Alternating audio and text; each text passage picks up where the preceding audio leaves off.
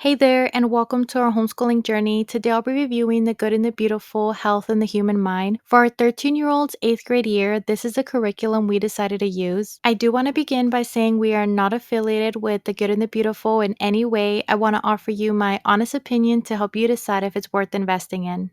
Let's start with an overview of the curriculum. The Good and the Beautiful designed this curriculum for grades 3 to 8. It includes health education with a strong emphasis on our brain and senses as well as social and emotional health. The curriculum is approximately $19.99 for the course book and $6.99 for the student journal and can be purchased online from the Good and the Beautiful's website.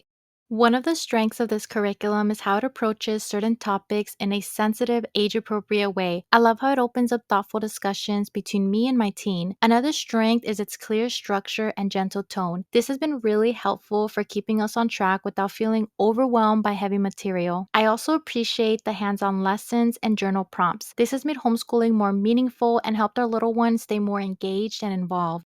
There are a few weaknesses to this curriculum, and one of those weaknesses is that it's relatively short, lasting about 12 lessons. I found that we finished it quickly and had to supplement with a few other resources. Another weakness is that it may feel overly simplified for older students, which is challenging because you might need to dig in deeper with certain topics all on your own. Lastly, some of the religious content may not resonate with all the families. This could be a problem because it may not align with every homeschool philosophy.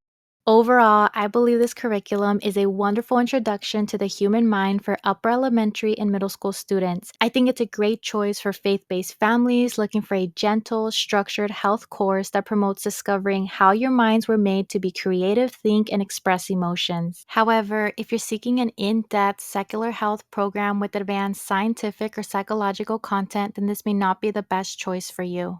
Thank you for watching my review of The Good and the Beautiful's Health and Human Mind. If you have any questions or comments, please leave them below. And if you've used this curriculum before, I'd love to hear your thoughts as well. See you next time.